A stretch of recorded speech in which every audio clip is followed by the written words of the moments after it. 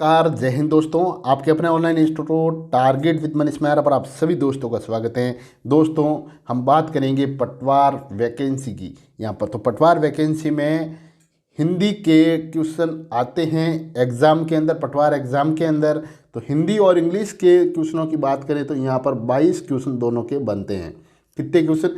हिंदी और इंग्लिश के 22 क्वेश्चन बनते हैं, जिसमें से 11 क्वेश्चन यानी कि 10, 11 या फिर 12, ये इस प्रकार से या तो फिर हिंदी के इतने बनेंगे या फिर इंग्लिश के इतने बनेंगे, कम जा इसके अंदर इसका आंकड़ा रहता है। तो अपन 11 क्वेश्चन मान के चलते हैं।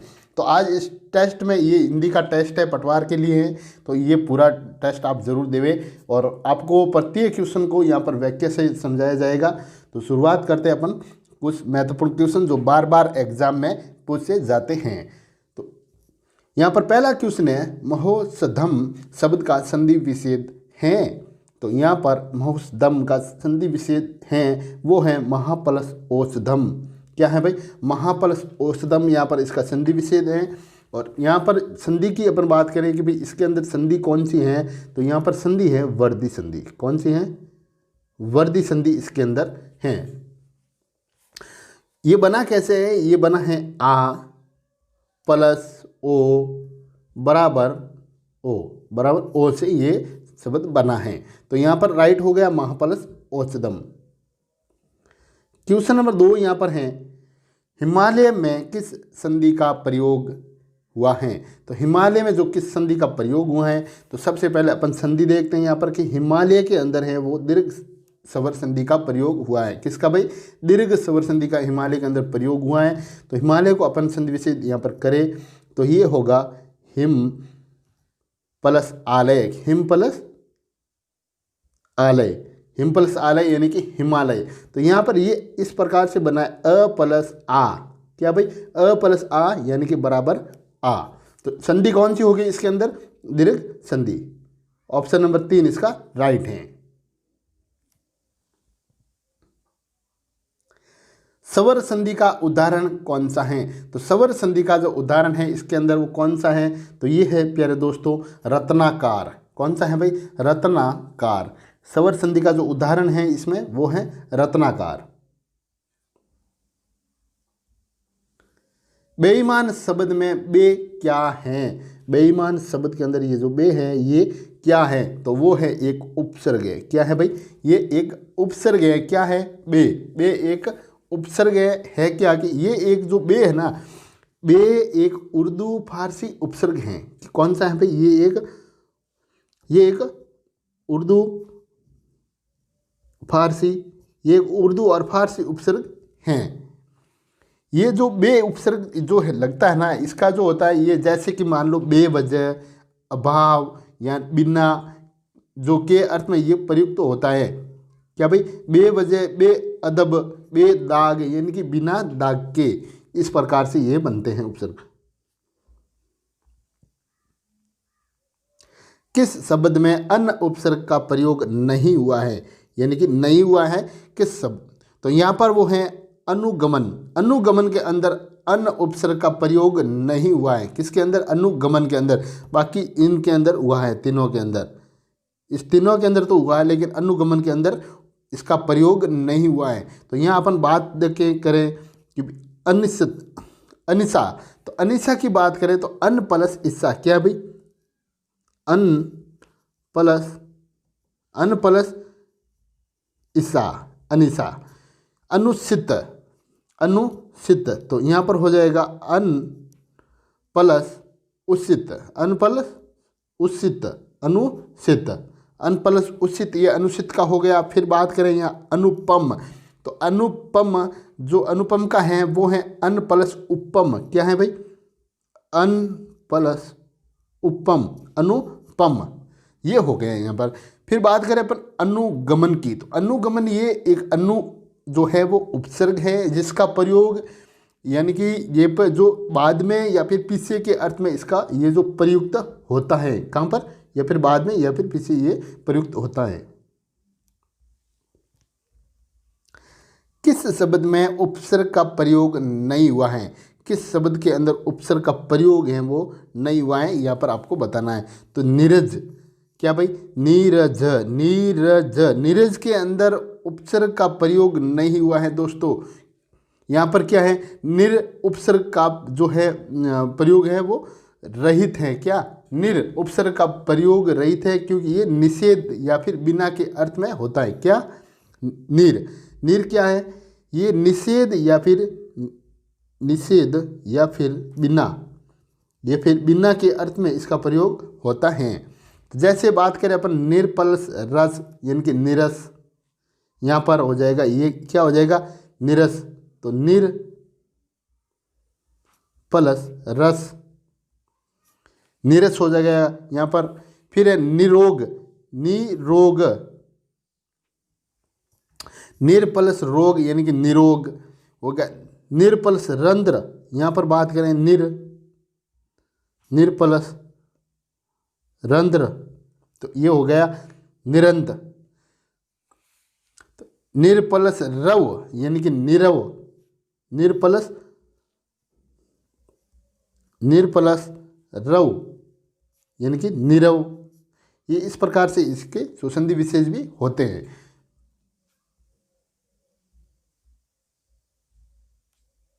आतंक का समानार्थी नहीं है, तो आतंक का जो समानार्थी नहीं है उसके बारे में आपको बतानी है। तो यहाँ पर जो आतंक का जो समानार्थी, जैसे डर तो है भाई, डर आतंक है यानी कि डर है, भय है, आतंक है तो डर भी लगेगा, भय रहेगा, फिर है त्रास भी है। तो यहाँ पर नहीं है, तो नहीं है वो है जो दुश्मन नहीं है। आतंक का समानार्थी दुश्मन नहीं है। आग, आग का पर्यायवाची कौन है, तो आग का जो पर्यायवाची है वो है अनल। कौन है भाई, यहाँ पर अनल, यानी कि ऑप्शन नंबर 2 यहाँ पर आपका राइट है, अनल। तो अनल का जो अर्थ होता है वो है आग। अनल का अर्थ क्या है, आग। अनल का जो अर्थ है वो है आग है। जबकि अनिल का यहाँ पर बात करें अपन, अनिल, तो अनिल की बात करें तो अनिल का जो अर्थ होता है ना, अनिल का है वायु। क्या है, अनिल का है वायु, वायु यानी कि हवा। अनिल का है जो वायु, हवा हो गया यहाँ पर। फिर जो और अपन बात करें यहाँ आग के और भी पर्यायवाची हैं, उनके बारे में बात करें, मैं आपको कुछ मोटा मोटा यहाँ बता देता हूँ। जैसे अग्नि, अग्नि, अग्नि हो गया, ये पावक हो गया, हुतासन हो गया। क्या भाई, हुतासन हो गया यहाँ पर। हवनी हो, वहनी हो गया, ज्वाला हो गया, अनल हो गया, दहन हो गया, करसानु हो गया, जातवेद हो गया यहाँ पर। फिर वैश्वानर हो गया, फिर वर्तहा हो गया, सीसी हो गया, पिंगल हो गया। ये मैं आपको डिस्क्रिप्शन के अंदर इसका ये जो जितने भी है ना ये बनते हैं टोटल, मैं इनके आपको डिस्क्रिप्शन में डलवा दूंगा, वहाँ से आप इनको और भी ज़्यादा पढ़ सकते हैं।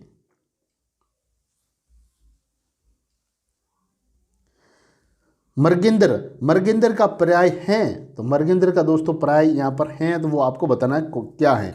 तो मर्गिंदर का जो है वो है शार्दुल। क्या है भाई, शार्दुल, यानी कि ऑप्शन नंबर 4 इसका राइट है। मर्गिंदर यानी कि शार्दुल, शार्दुल, शार्दुल का जो अर्थ होता है ना मर्गिंदर, ये मर्गिंदर का जो अर्थ होता है वो है शेर। क्या है भाई, शेर, शेर या फिर सिंह, शेर या फिर सिंह इसका अर्थ है। और शेर के पर्यायवाची की बात करें हम यहाँ, शेर, तो शेर के जो पर्यायवाची हैं यहाँ पर वो है शार्दुल हो गया एक, फिर है केसरी है, हरि हैं, हरि हो गया, मर्गेंद्र हो गया, वनराज हो गया, मर्गराज हो गया, मर्गपत्ति हो गया, पंचमुख हो गया, नाहर हो गया, केहरी हो गया। क्या भाई, केहरी।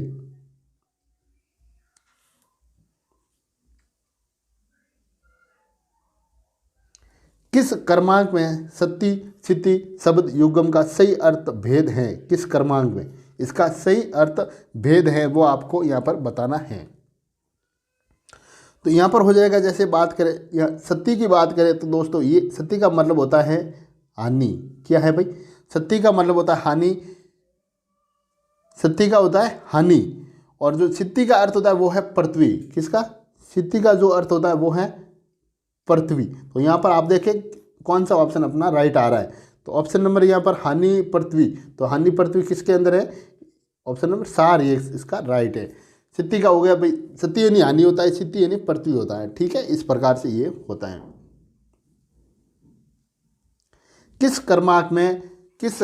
कर्मांक में अम्बुद शब्द युग्म का सही भेद हैं, अर्थ भेद हैं किस कर्मांक में। तो यहाँ देखें आप, तो अबुज अबुज और अम्बुद शब्द का सही अर्थ भेद हैं, तो वो हो जाएगा दोस्तों कम्मल और बादल। क्या हो जाएगा भाई? कम्मल और बादल। ऑप्शन नंबर 1 इसका राइट है। क्या हो जाएगा? कम्मल और बादल।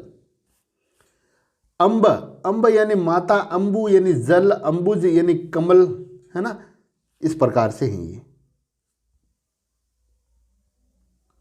यदि ग्रह का अर्थ घर है तो ग्रह का अर्थ क्या है, इसका अर्थ आपको बताना है। तो वो हो जाएगा नक्षत्र। क्या हो जाएगा भाई? नक्षत्र। कौन सा कर्म ठीक नहीं है, तो कौन सा कर्म वो है वो ठीक नहीं है, उसके बारे में आपको बताना है। तो कौन सा कर्म जो ठीक नहीं है, यहाँ पर हो जाएगा, देखिए जैसे अपन बात करें प्रमाण, सबूत, परिमाण, मात्र, तो ये भाई ठीक नहीं है। तो यहाँ प्रसाद, भेंट, प्रसाद का मतलब भेंट होता है, बिल्कुल ये तो राइट है यहाँ पर। तो प्रसाद यानी नींव, क्या? प्रसाद यानी नींव, यानी कि ये भी इसका राइट है। तो यहाँ पर राइट ऑप्शन हो जाएगा आपका ये 2 नंबर ऑप्शन यहाँ पर राइट है। कौन सा ऑप्शन राइट है? 2 नंबर। जैसे प्रसाद का होता है करपा, क्या भाई? और अधिक अपन जाने तो प्रसाद का हो जाएगा यहाँ पर करपा हो जाएगा। करपा यानी कि भोग। तथा प्रसाद का है महल। क्या? प्रसाद का अर्थ होता है वो होता है महल। तो ये कौन सा राइट हो गया अपना? 2 नंबर यहाँ पर राइट है। विवेक, अच्छाई और बुराई का जो गुण है जो अच्छाई और बुराई की पहचान का जो गुण है वो विवेक है। और ज्ञान की यहाँ बात करें अपन, तो ज्ञान की बात करें तो ये है जो ज्ञान है वो विषय या वस्तु की जानकारी होना। क्या भाई? विषय, किसी विषय के बारे में या किसी वस्तु की जानकारी होना, उसको बोलते हैं ज्ञान। जबकि अच्छाई और बुराई की पहचान का गुण है वो विवेक है। यहाँ पर किंवदंती शब्द हेतु उपयुक्त वाक्यांश है। किंवदंती शब्द हेतु उपयुक्त वाक्यांश है इसमें से, यानी कि कौन सा है वो आपको बताना है। तो यहाँ पर बात करेंगे अपन जैसे जो बात लोगों के द्वारा कही जाती है, नहीं। जो बात परंपरा से प्रचलित है, बिल्कुल सही, बिल्कुल राइट है भाई। तो ऑप्शन नंबर 2 यानी कि जो बात परंपरा से प्रचलित हो। क्या? जो बात परंपरा से प्रचलित हो, ये राइट है। क्या का इसका पता नहीं। जिस लोक प्रचलित कथन के रचनाकार का पता ना हो, नहीं। तो ऑप्शन नंबर अपना कौन सा है? 2 नंबर राइट है, यानी कि जो बात परंपरा से प्रचलित है।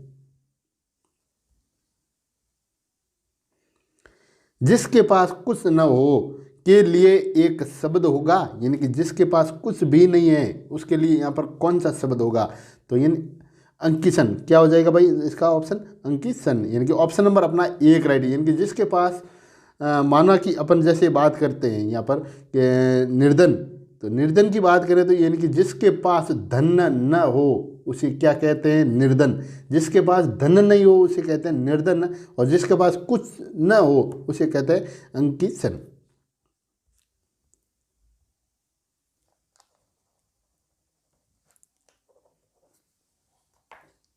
जैसे अशुद्ध वाक्य साटिए। यहाँ पर दोस्तों अशुद्ध हैं। क्या है भाई? अशुद्ध वाक्य साटे। तो अशुद्ध वाक्य आपको साटना है। तो वह गुलामी की बेड़ियों में जकड़ा था, तो ये तो एकदम से शुद्ध वाक्य हैं। आत्मा अमर है, बिल्कुल है भाई। असत्य बोलना उसकी आदत था, नहीं, ये शुद्ध नहीं है। यहाँ पर वह अपनी धुन में जा रही हैं, ये सही है। ये तो सही है। तो अपन बात करें ये इसमें गड़बड़ कहाँ है भाई? तीसरे में तो ये है कि असत्य बोलना उसकी आदत थी। क्या? ये इतने ही फर्क आता है, ज़्यादा नहीं आता है उसमें। असत्य बोलना उसकी आदत थी, तो ये राइट हो जाएगा बाद में। अगर थी यहाँ पर था हो गया, अगर थी होता तो ये राइट होता, यानी कि अपना ऑप्शन नंबर 3 यहाँ पर राइट है। तो अशुद्ध वाक्य साटना था अपने को इसके अंदर। तो 3 तो इसकी ये भी शुद्ध है, लेकिन ये तीसरा नंबर ये अशुद्ध था, क्योंकि इसमें था आता है जबकि इसमें थी होना सही था। निम्नलिखित में शुद्ध वाक्य कौन सा है? तो निम्नलिखित के अंदर शुद्ध वाक्य हैं वो आपको बताना है। यानी कि सभी ने उस मैच को देखा, सबों ने उस मैच को देखा, सब ने उस मैच देखा, सभी ये मैच देखा, सभी ये मैच देखा। तो यहाँ पर है सभी ने उस मैच को देखा, सभी ने उस मैच को देखा। ये हैं जो शुद्ध वाक्य यहाँ पर हैं। क्या है? सभी ने उस मैच को देखा। किस क्रमांक में शुद्ध वाक्य हैं? तो किस क्रमांक में जो शुद्ध वाक्य है वो आपको यहाँ बताना है।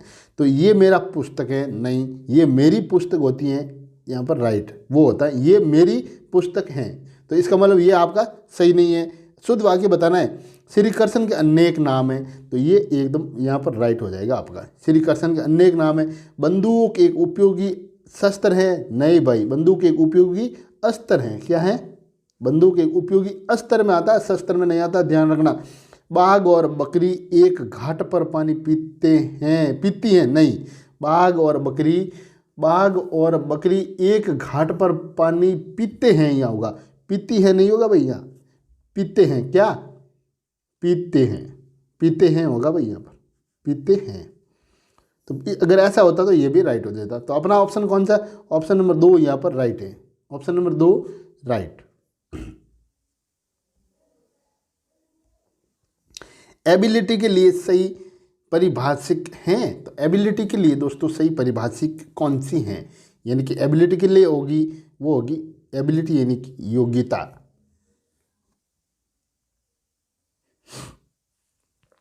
एकेडमिक के लिए सही परिभाषित शब्द हैं। तो एकेडमिक के लिए जो सही परिभाषित शब्द की बात करें तो ये होगा शैक्षणिक।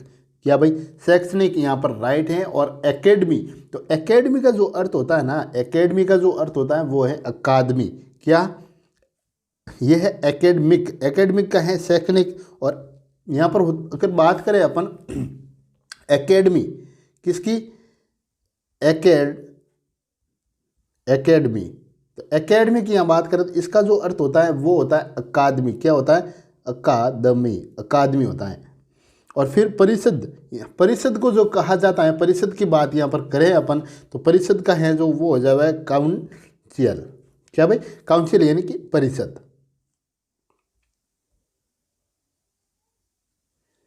ग्रांट के लिए हिंदी परिभाषित शब्द हैं। तो ग्रांट के लिए जो हिंदी परिभाषित शब्द हैं वो है अनुदान। क्या है? अनुदान। क्या होगा भाई? अनुदान होगा। यानी कि ऑप्शन नंबर 4 आपका यहाँ पर राइट है। तो ग्रोस का जो अर्थ अगर बात करें अपन, ये जो ग्रोस, जैसे ग्रोस ले लिया यहाँ पर ग्रोस, तो ग्रोस की बात यहाँ पर करें तो इसका अर्थ होता है संकल्प यानी कि कुल, भारी, है ना, इस प्रकार से।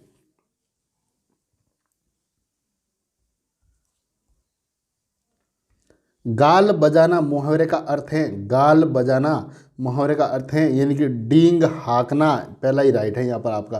क्या फिर? डींग हाँकना यानी कि अपनी प्रशंसा करना। डींग हाँकना यानी कि स्वयं की प्रशंसा करना।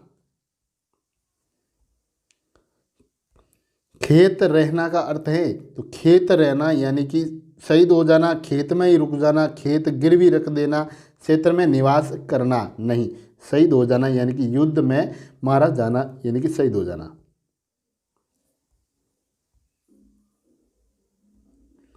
रंग में भंग का अभिप्राय क्या है? रंग में भंग का अभिप्राय क्या है? यानी कि उल्लास में विघ्न पड़ना। क्या भाई? उल्लास में विघ्न पड़ना। ये ऑप्शन नंबर 3 इसका राइट है। तो दोस्तों ये 25 वो क्वेश्चन थे जो बार बार एग्जाम में पूछे जाते हैं। तो अभी तक आपने हमारे चैनल को सब्सक्राइब नहीं किया है तो प्लीज़ चैनल को सब्सक्राइब और बेल आइकन को प्रेस कीजिए। और वीडियो अच्छा लगा है तो लाइक और शेयर करना ना भूलें। और हाँ दोस्तों, पटवार के लिए यहाँ पर आपको ऑनलाइन टेस्ट देने का भी प्रावधान रखा है हमने एक हमारे टेलीग्राम चैनल पर, जिसका लिंक मैं आपको डिस्क्रिप्शन में दे दूंगा। आप उसको ज्वाइन करके ऑनलाइन टेस्ट भी यहाँ पर दे सकते हैं। तो थैंक यू दोस्तों, मिलते हैं अगले क्लास में। तब तक के लिए जय हिंद, जय भारत।